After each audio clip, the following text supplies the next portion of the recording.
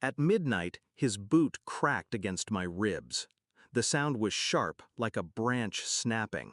Mom laughed in the doorway. She didn't flinch, didn't step forward, didn't try to stop him. "You deserve this," she whispered, as if cruelty was a lullaby. Dad leaned over me, breath sour with whiskey. "Pain teaches worthless kids their place." Worthless. That word burned more than the fracture. I bit down the scream. Because in that moment, I wasn't worthless. I was awake. I was taking notes. I used to think he was a hero. Strong hands, wide shoulders, the kind of man other kids' fathers respected. He carried me on his back once, told me I'd see the world higher than anyone else.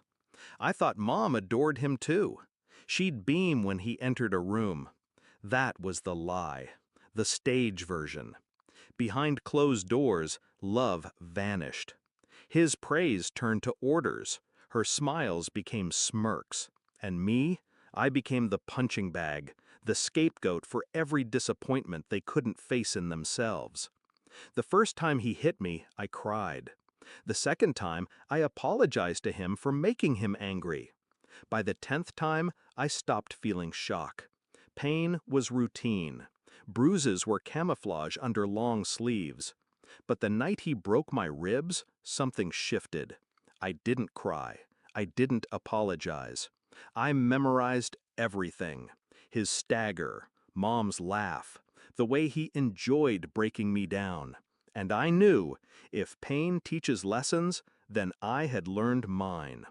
Revenge didn't arrive with fire. It arrived with silence.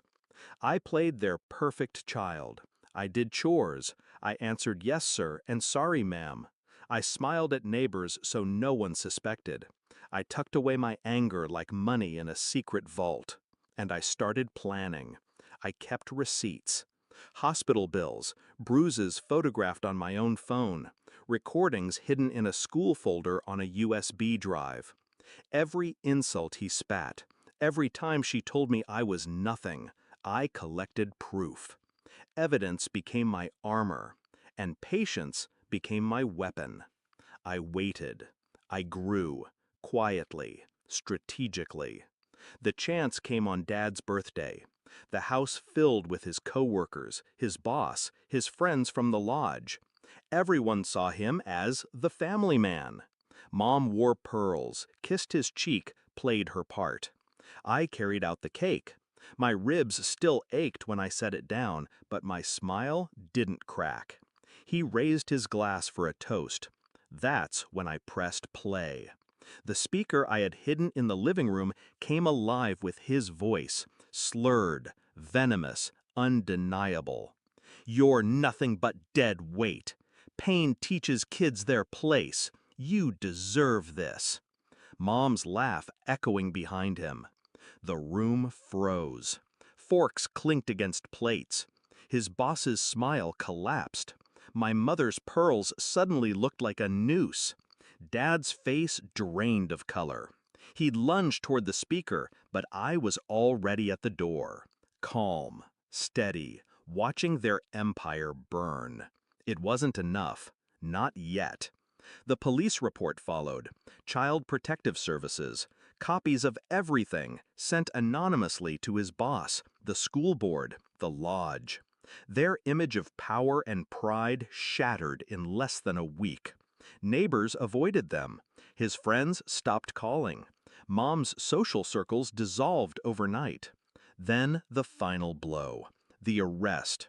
Assault charges. Evidence undeniable. The courtroom smelled of dust and disinfectant, but to me it smelled like freedom. I sat straight-backed while he squirmed under oath. Mom tried tears, but the recordings cut through her lies. The gavel came down. Years in prison. Do you know what real power feels like? It isn't shouting. It isn't a fist. It isn't fear. It's silence. It's the moment the man who swore pain would teach me realizes I learned more than he ever intended. That I took his lessons and sharpened them into knives. that I forced him and her to beg, not for mercy, but for dignity, for scraps of the reputation they destroyed themselves.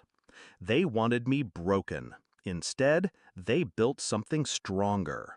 The night after sentencing, I lay in bed, ribs healed, scars hidden beneath skin. The house was quiet now, too quiet. But in that silence, I felt no fear. I felt release. I replayed Mom's laugh in my head, not as a wound, but as evidence of how far I'd come. I remembered Dad's words, not as truth, but as proof of his weakness. They wanted me to be nothing. Instead, I became their reckoning. And as I drifted to sleep, a thought anchored me with calm certainty. Pain teaches lessons, but so does revenge.